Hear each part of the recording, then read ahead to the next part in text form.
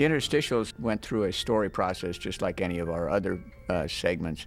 In fact, Jerry Reese, director that we've worked with in the past, we brought in with a concept of doing the interstitials, and Don Hahn and Kirk Hansen came up with a story concept for the interstitials, and that's the one we finally went with. Don Hahn's original concept for the sails in the interstitials, actually he dreamt up at lunchtime one day and sketched them out on a napkin while he was eating lunch. And I thought, well, wouldn't it be great if you just took that artwork and tilted it up and surrounded the orchestra with all these big panels of art. It's a little like story sketches pinned to a storyboard or frames of film, and those panels can carry with them images and pieces of artwork that can underline what our presenters are saying. Well, when Don Hahn asked me to be involved in the interstitials, it was as a production designer. He had some idea and a concept of what he wanted, basically to set up the orchestra pit in the middle of nowhere, probably in the middle of your imagination. What would that look like?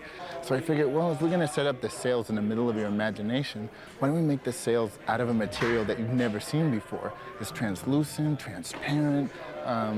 It was pretty exciting. And we worked out the first sequence where all the sails fly in and set up in the middle of space.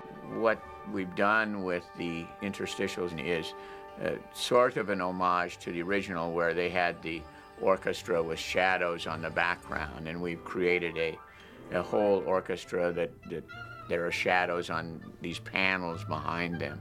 We still have color in the shadows, but we've given this particular go-around of Fantasia a year 2000 look. The interstitials are put together by a lot of little film clips that we've shot all around the States. For example, we went to New York to pick up Itzhak Perlman and Bette Midler, and in Los Angeles to get James Earl Jones and Angela Lansbury. All those pieces were shot over something we call a green screen, which is simply a big screen that's painted green. And what we can do with the help of computer graphics is take that green out of the shot and replace it with a beautiful set piece behind the character. With that technique, then, as the person's talking, we can have these beautiful images of artwork appear behind the presenter when he or she are presenting the next sequence, and it gives you something more than just a person talking on screen. It gives you the added plus of being able to see some of the artwork that went into making these pieces. We would never be able to build a set in any sound stage, so we used a computer to help realize this. The Steve Martin to Itzhak Perlman sequence, when Steve throws his bow.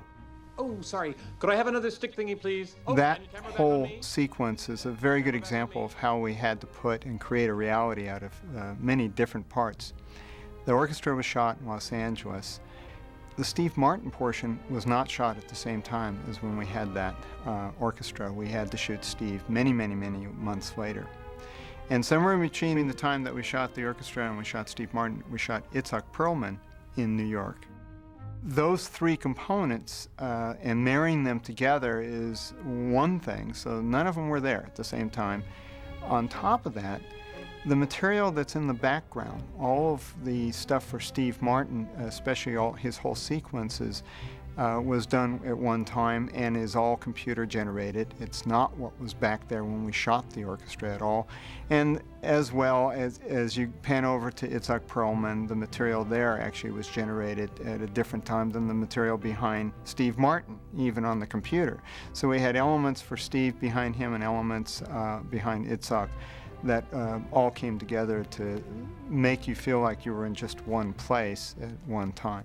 So with the help of special effects and computer graphics, we're able to kind of combine all those diverse pieces together into something that hopefully is very seamless. So even though on the day when we had 150 people sitting in the orchestra with James Levine and a big remote camera head on a 150-foot crane trying to shoot the shot, the irony of it all is we want the audience to forget that we did all that and come to the theater and just believe that these beautiful sails are flying in from nowhere as though they've been drifting through time, and have them settle in this giant kind of plain of clouds and form this little Stonehenge of a concert pit. And out of that rises all the musicians, and they put on this show for us. And just be swept away by that feeling like we're in a dream. And that dream is Fantasia 2000.